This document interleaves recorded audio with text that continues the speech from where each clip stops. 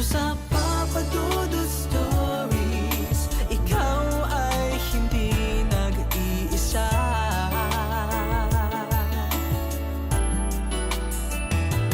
Dito sa Papa Dudut Stories, may nagmamahal sa'yo. Papa Dudut Stories, Papa Dudut Stories. Dear Papa Dudut, sa lahat po ng mga nakatutok ngayon, huwag kalimutan na mag-like, mag-share at mag-subscribe. Kumusta na kayong lahat? Ako po si Jackie, nakatira at nagwo-work ngayon dito sa Dagupan, Pangasinan. Sumulat po ako sa inyo para i-share sa inyo ang aking karanasan na hindi ko akalain na pwede palang mangyari sa totoong buhay. Papa Dudut, hindi talaga ako naniniwala na ang horror ay pwedeng mangyari sa realidad. Kapag may mga napapanood ako mga horror stories sa KMJS noon featuring Ed Caluwag ay tumataas lang ang kilay ko. Lalo na sa mga nagkikwento na nakaranas sila ng ganito o ganyan. Same reaction din ang nararanasan ko kapag nakakabasa ako ng mga Pinoy ghost stories daw sa internet. Para po sa akin, ang tunay na horror ay yung matatakot ka sa mga nakikita mo pero hindi involve ang anumang paranormal beings tulad ng multo, engkanto, aswang, kapre, tikbalang o kung ano man yan. Mas nakakatakot yung mga serial killing movies and stories, at least buhay na tao ang involved. Pero hindi ko po akalain na isang araw ay magbabago ang lahat ng pananaw ko dahil sa isang nakakatakot na pangyayari. Natatandaan ko noon. Nagkaroon kami ng field trip ang school namin. Na-excite ako kasi sa Maynila daw yon. E ng mga panahong yon, grade 10 lamang ako at first time kong makakapunta sa Maynila if ever. So ang details ng field trip namin, parang pupunta kami sa mga historical sites tulad ng Malacanang, National Museum, San Agustin Church, Manila Cathedral at Fort Santiago. Kaya agad akong nagpalista noon. Fast forward. Dumating ang aming field trip, nagpunta kami sa Malacanang National Museum, Manila Cathedral, San Agustin Church at ang pinakahuli na ay ang Fort Santiago. Siguro na sa 3 bus kami dahil 3 sections ng grade 10 ang nakascheduled na sumama. At dahil first time ko makapunta sa Intramuros ay namangha ako sa aking nakikita.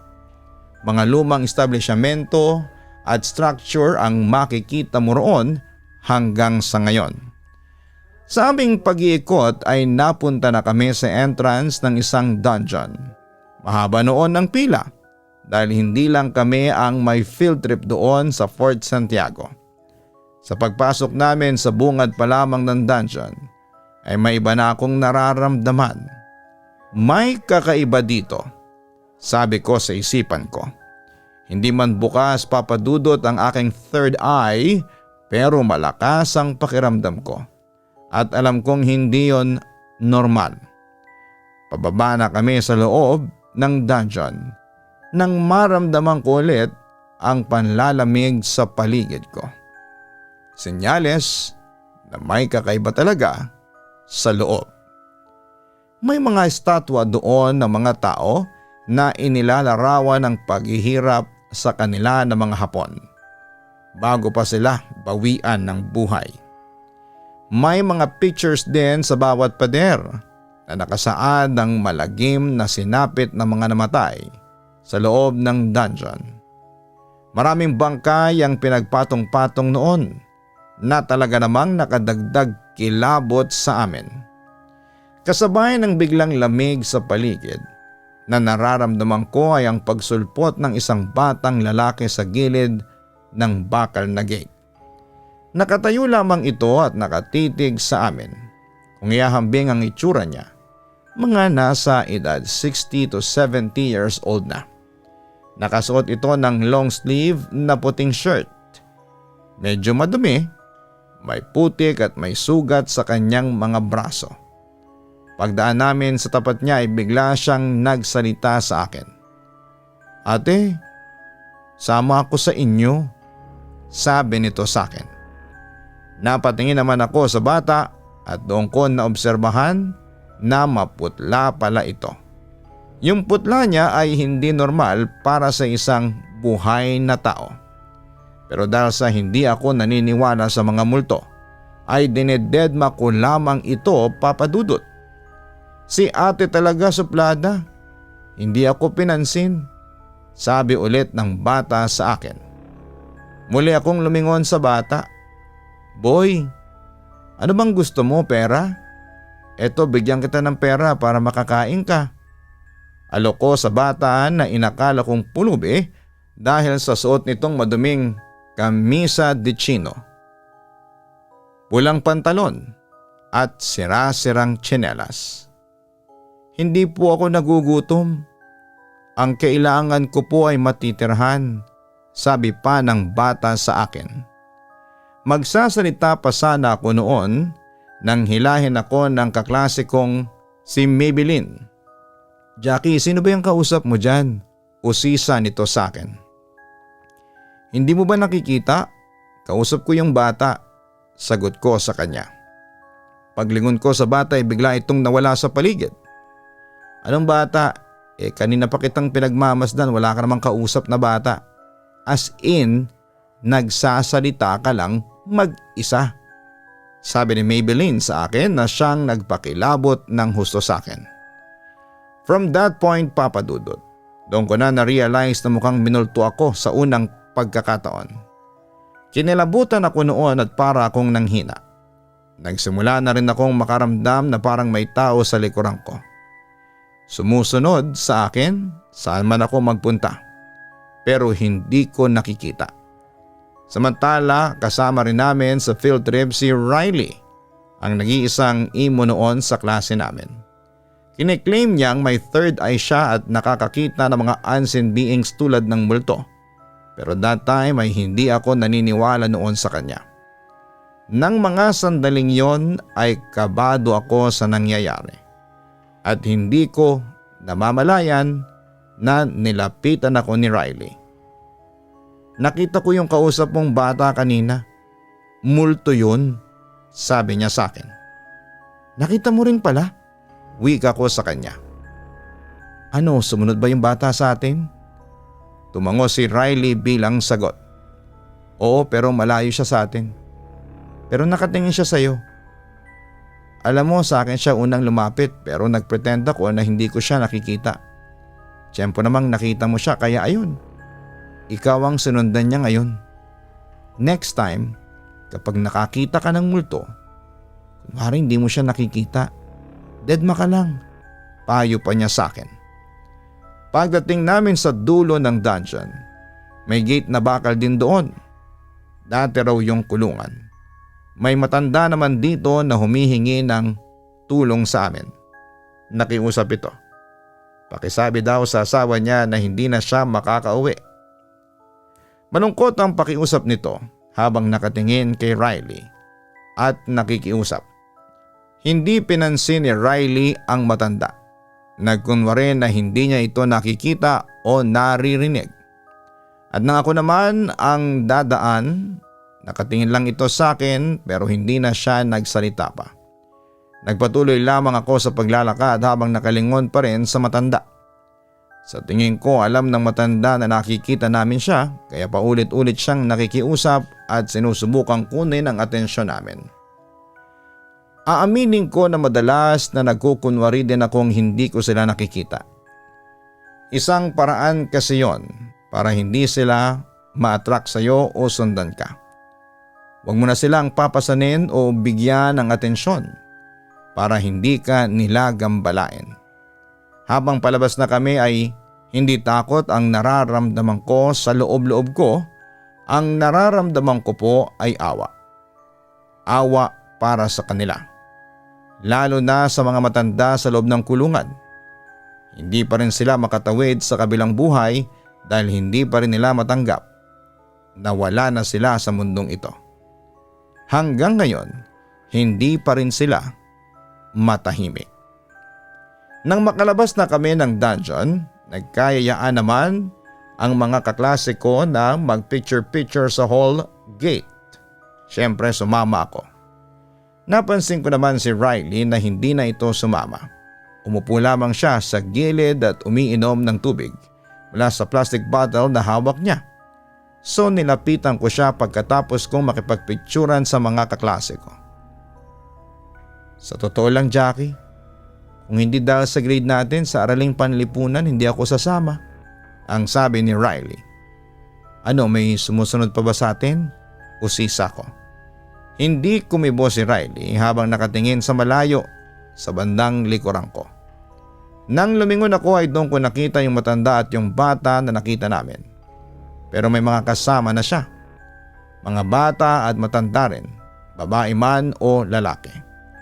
May mga kasama din silang sundalong Hapon.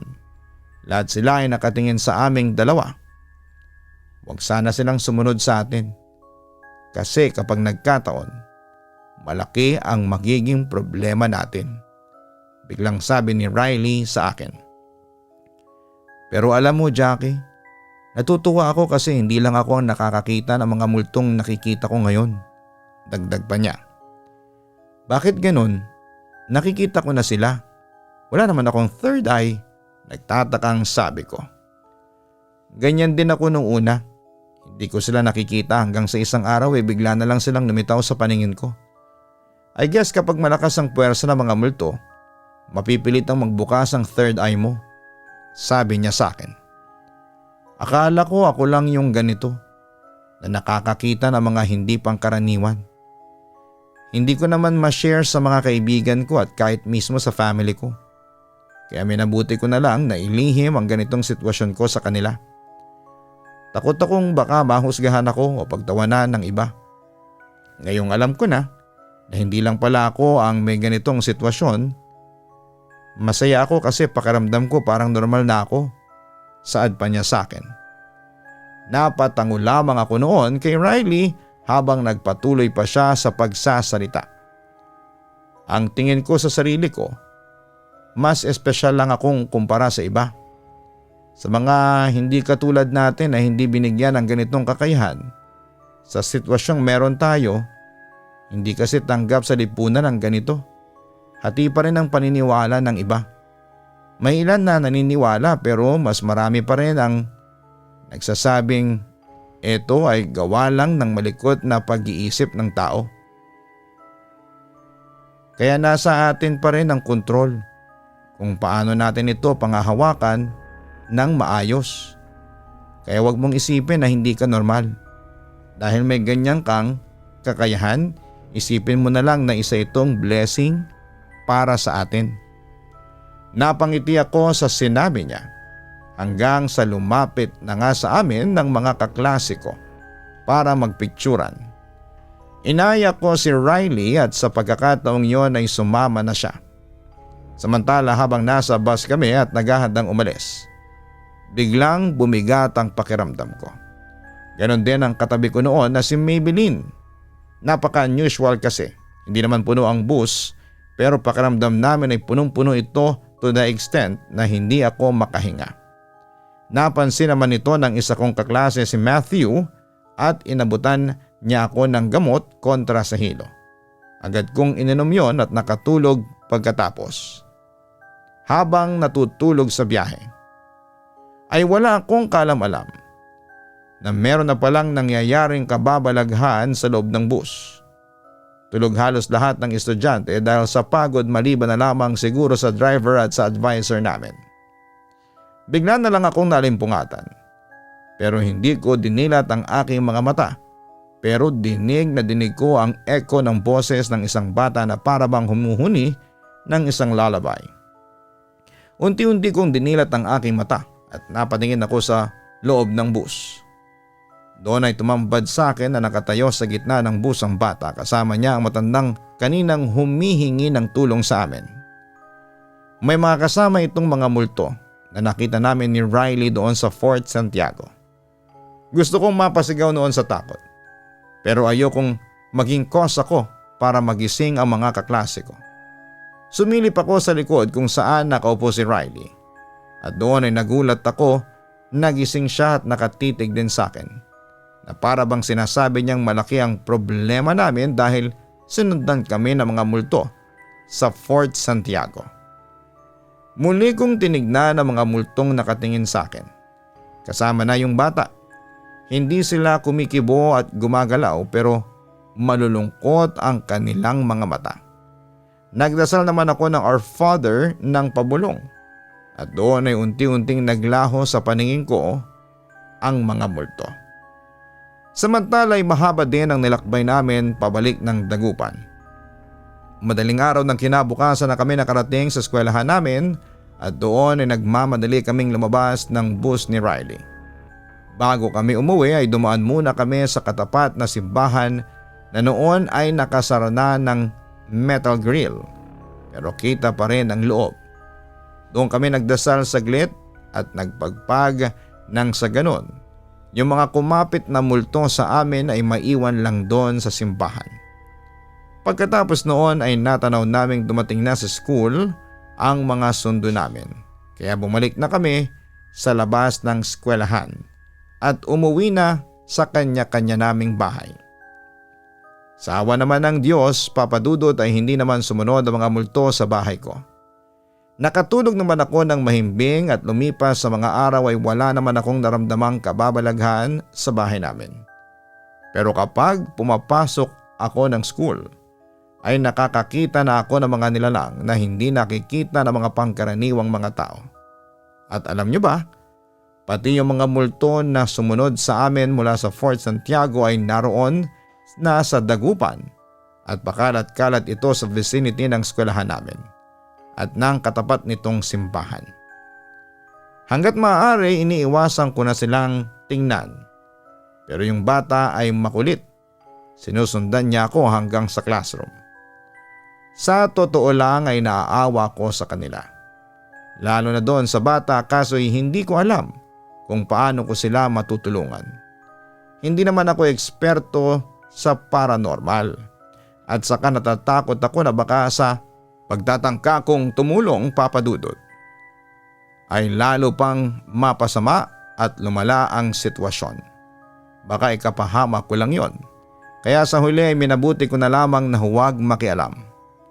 Samantala napapansin ko naman si Riley na tila hindi bothered sa mga multong nakikita niya. Habang ako, since baguhan lamang ako sa mga ganito, ay halos hindi ako mapakali sa mga nakikita ko. Nandun na yung napapraning ako at nagiging magugulatin. Napansin naman yun ni Riley kaya kinabukasan ay lumapit siya sa table ko at may inabot siyang isang bagay sa akin. Nang suriin ko ito, ang inabot niya sa akin ay isang red na pouch. Pagbukas ko ay naglalaman ito ng asin, luyang may nakataling pulang tali at isang ulo ng bawang na maliit na may taling pula. Binigyan din niya ako ng bagong mga panyong kulay pula at sinabi niya sa akin na itago ko palagi sa aking bulsa ang buong red pouch habang gamitin ko ang panyong pula. Mabisa raw pantaboy ito sa mga multo para hindi raw ako gambalain sa tuwing papasok ako sa school. At yun nga, Papa Dudut, napansin ko ngang epektibo ang binigay ni Riley sa akin. Kaya naman simula noon ay hindi na ako nilalapitan ng mga multo. Lalo na yung batang multo na nadala ko mula sa Fort Santiago. Sa kabilang banda naman, sinamahan din ako ni Riley sa isang albularyo para matulungan akong isarado ang third eye at hindi na ulit ako makakita pa ng mga multo. Maraming sinagawang orasyon at ritual sa akin. May mga pinahid na langis sa noo at sa palibot ng mata ko. Hindi ko na madetalye sa inyo ang mga eksaktong nangyari kasi nahilo ako at sumakit ang ulo ko kaya nawala noon ang focus ko. Natapos lamang ang pagpapasara ng third eye ko makalipas ang 2 oras. At yun nga, Papa Dudut, pagkatapos noon ay hindi na ulit ako nakakita ng mga multo. Pero sabi sa akin ng albularyo, pwede raw itong mabuksan anytime kung may malakas na puwersa na magbubukas nito o kung kinakailangan ng tadhana. Sa ngayon naman ay ini-enjoy ko lang ang buhay ko. Naroroon pa rin yung sensation ko kapag may multo sa paligid. Nararamdaman ko agad through my other senses. Pero dinededma ko na lamang ito at pabulong na nagdarasal sa Panginoon.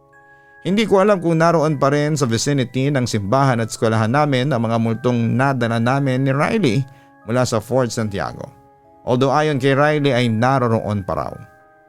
Tinatanong ko naman kay Riley bakit sumunod sa amin ang mga multong yon. Dahil daw mga ligaw na kaluluwa sila. Kumakapit daw ang mga ito sa tao at ito ang nagiging poltergeist. Pero once na pinaalis at tinakwil sila ng taong host, tulad ng ginawa namin ni Riley ay babalik ang mga multong yon sa pagiging kaluluwang ligaw. Pero mag-i-stay sila sa lugar kung saan sila tinaboy ng kanilang host. Sa case ng mga kaluluwang yon, tinaboy namin sila ni Riley sa tapat ng simbahan at ng eskwelahan namin sa pamamagitan ng pagpagpag. Kaya doon na sila mananatili unless makakita ulit sila ng bago nilang human host. Papa Dudut, ito lamang ang kwentong maibabahagi ko sa inyo ngayon. Hindi man ito hardcore na horror tulad noong mga ibang istoryang tinampok ng inyong programa. Alam kong nakapagbigay ako ng kaalaman sa inyo tungkol sa mga ligaw na kaluluwa. Muli ay maraming salamat and God bless. Lubos na gumagalang, Jackie. Maraming salamat Jackie sa pag-share mo ng iyong kwento sa ating programa. Tamang iyong naging desisyon na wag nang makialam sa mga ligaw na kaluluwang nadala mo sa dagupan mula sa Fort Santiago. Dahil una, hindi mo rin alam kung ano ba talaga ang gusto nila at lalong hindi mo alam kung paano mo magagawang tulungan sila since hindi ka naman paranormal expert. Yung pilit na pagtulong mo sa kanila ay maaaring mauwi sa isang pagkakamali na pwedeng makaapekto sa buhay mo, sa katahimikan mo. Ipaubaya mo na lamang sa Diyos ang lahat. Ang maitutulong mo lamang sa kanila ay ipagdasal ang kanilang kaluluwa at hayaan ang ating Panginoon na siya ang tumulong sa mga ito.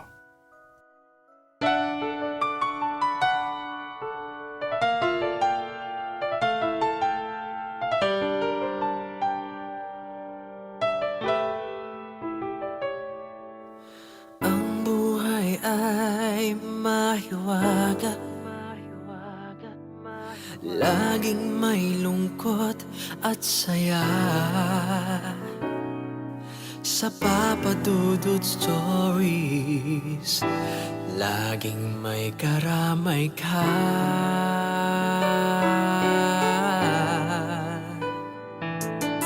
Mga problemang kaibigan, dito ay pakikinggan ka. Sa Papa Dudut Stories, kami ay iyong kasama. Dito sa Papa Dudut Stories, ikaw ay hindi nag-iisa.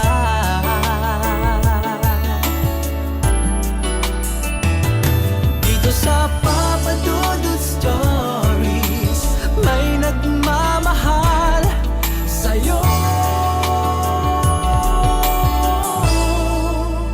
Papa Dudut Stories, Papa Dudut Stories, Papa Dudut Stories.